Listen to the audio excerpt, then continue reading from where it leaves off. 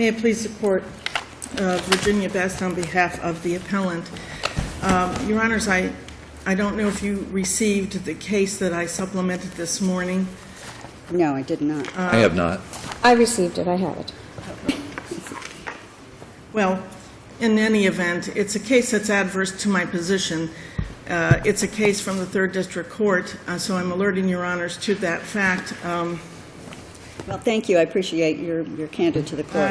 And I do appreciate it. I read it and said this is not necessarily helpful to Ms. Best, but I do appreciate that you provided it to us. It is not helpful, Your Honor, but it actually did cite to the Patel case, and for some reason, none of us picked up that case, and it's a 2007 case, so for some reason, I don't know how that happened, but it does cite to the Patel case, so I have to alert to Your Honors as to that regard. But I would like the opportunity, notwithstanding that, to address what our position is, because even though it's the Brooks case, even though that case does in fact refer to Patel, it refers to it in terms of not being able to add a new party to a complaint after the statute of limitations has passed. And I don't dispute that that is generally the law. But what our position in this case is, this was a matter referred to the general magistrate on a motion to dismiss.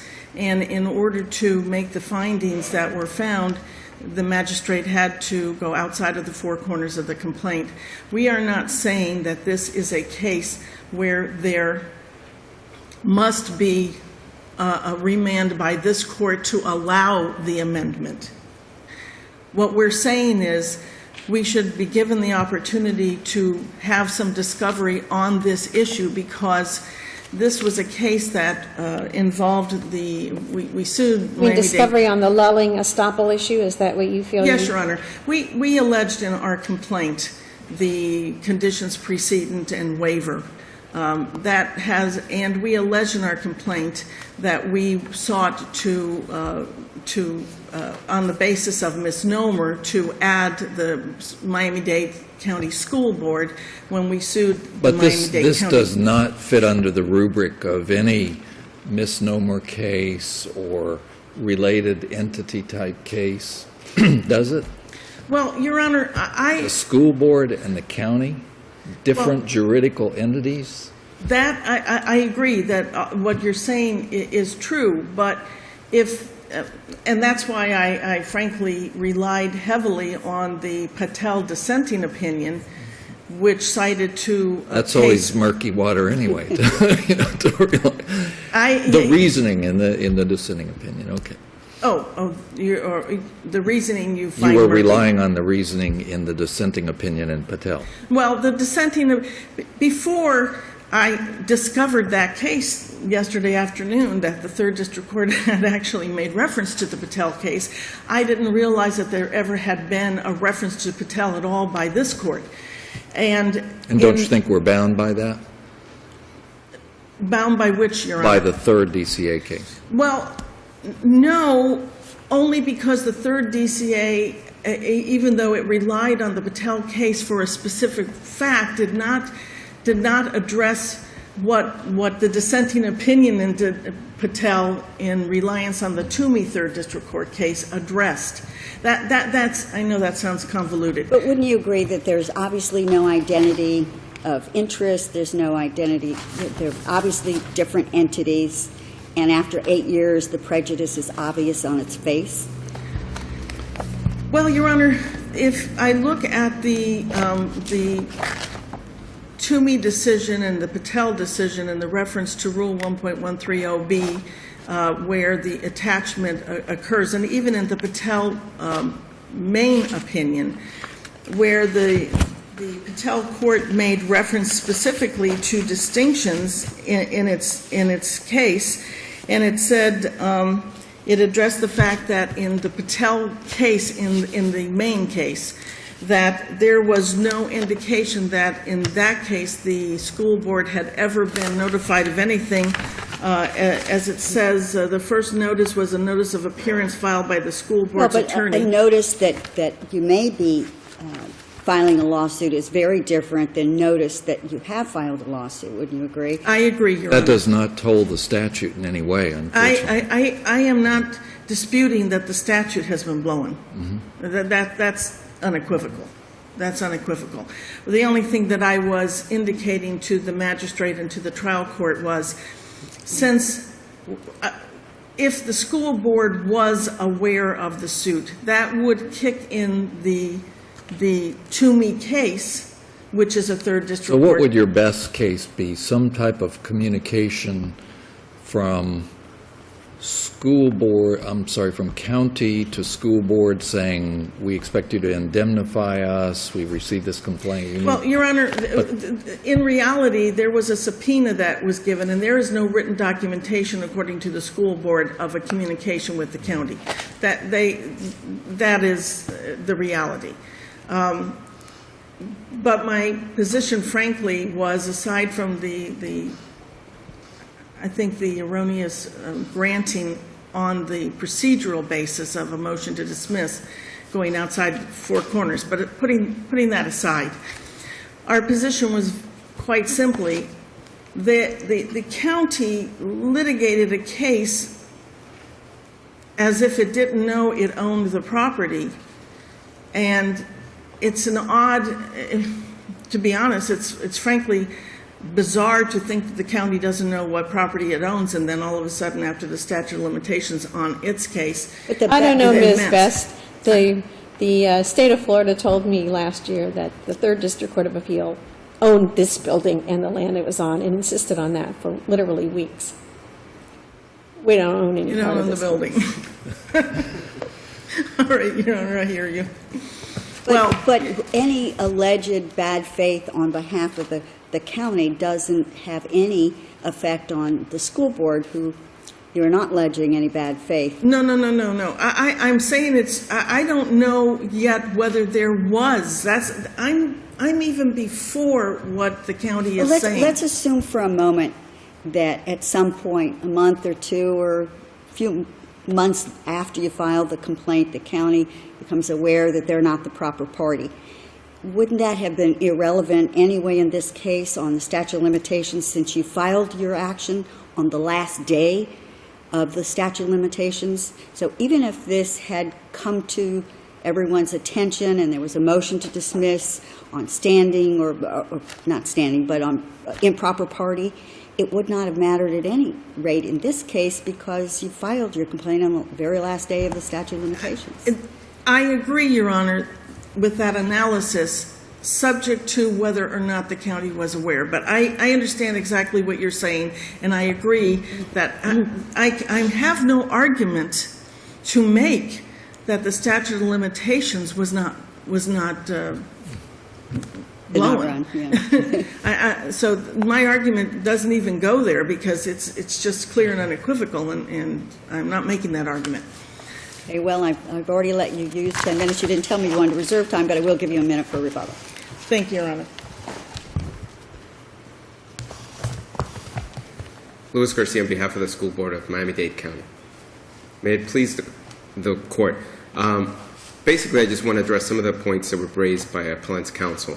First was that the first issue that was addressed was that the court went beyond the four corners of the general complaint. magistrate went outside the four corners. Exactly. And the issue there was that the general magistrate looked at the intent, or whether there was collusion between the school board or any notice to the school board or knowledge on behalf of the school board that another lawsuit had already been filed against the county by this plaintiff. I didn't see any stay of discovery pending the hearing on the motion to dismiss. Is that correct? What happened later on, the discovery that actually, there was no stay pending.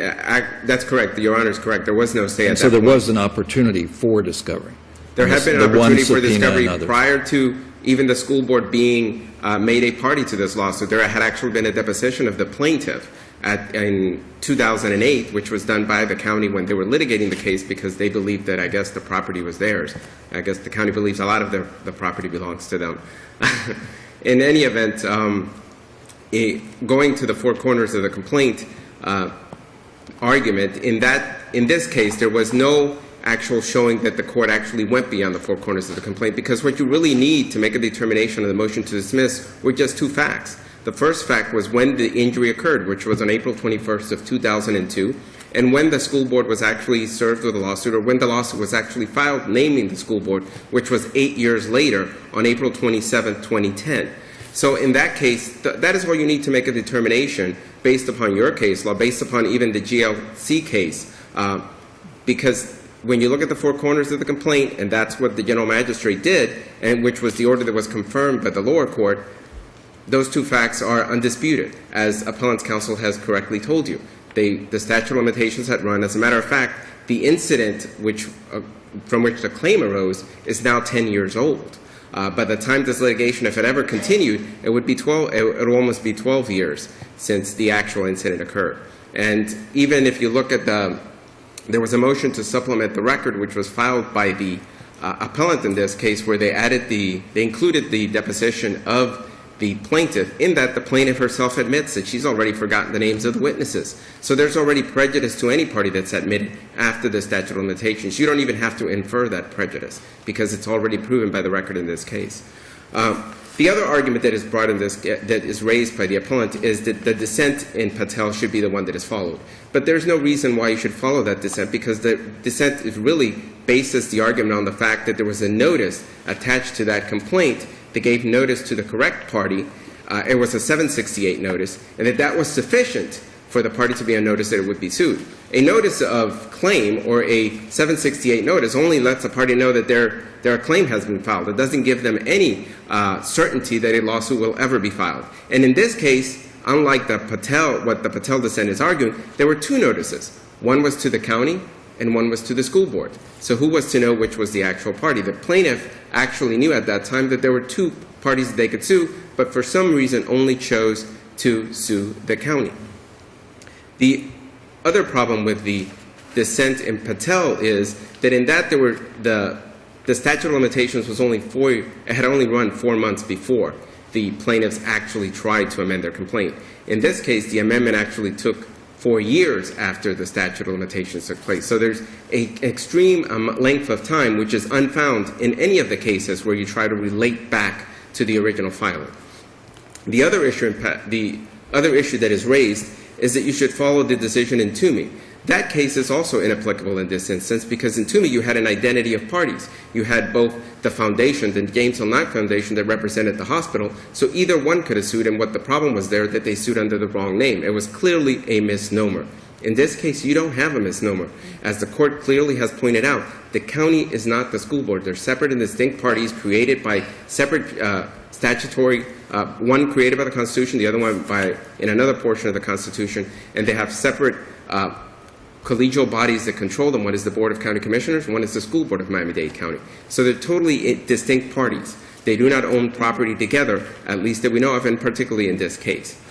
Well, I think her claim is, under the Brooks case, there was some kind of lulling. There was an estoppel for the school board to even raise this, because there was, the county went along and litigated this case for literally years. And the statute of limitations had already run by the time this all came up. But, there was this lulling going on. And the other side feels that they should have some kind of evidentiary hearing to flesh that out. Perhaps there was some kind of communication between the county and the school board. I'm not sure under these cases whether the county is the entity that could lull, as opposed to the school board being the entity that lulled. In other words, in these cases, the person who the statute ran against was the one that was doing the lulling. And I don't know that there's anything in the record that shows the school board had any knowledge of this case at all. Actually, in the record, there is evidence in the record the school board did not have knowledge, because what happened was that when that issue became apparent in the lower court, the appellant or the plaintiff below actually sought to take discovery. And the court allowed them to take discovery for the limited purpose of determining whether the school board had any notice of the pending lawsuit against the school board. And that determination was that there wasn't. Now, the court didn't have to do that extraordinary step. It was something that it did in favor of the plaintiff below. In fact, this argument that the court should have allowed more discovery is contradicted by the fact that the court did allow it to do discovery, and the discovery turned out to be that there was nothing there that would actually help the plaintiff to continue in this case, or to continue against the school board. The actual Brooks case, in that Brooks case, when when this court actually cited to Patel, in doing so, it stated that you cannot apply the relation back doctrine to add a new party.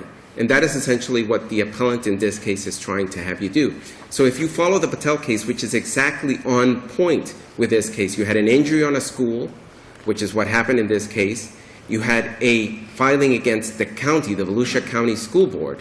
And in that case, it was actually more compelling to actually allow the amendment because the notice, the 768 notice that was filed in the Patel case was against the school board. There was no notice, unlike this case where there was a notice against the county.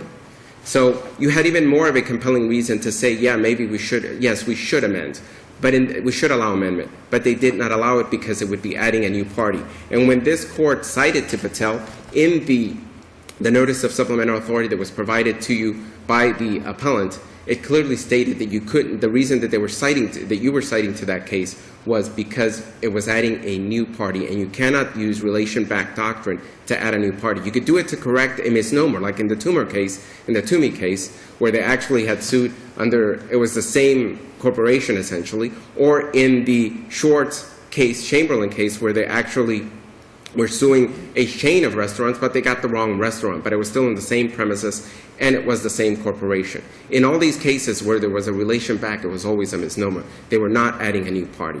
In this case, what you have is a case that is now, by the time the school board was actually added, the facts were 8 years old. There's already evidence that the plaintiff herself cannot remember the witnesses in the case because that's provided in the deposition that is part of the record.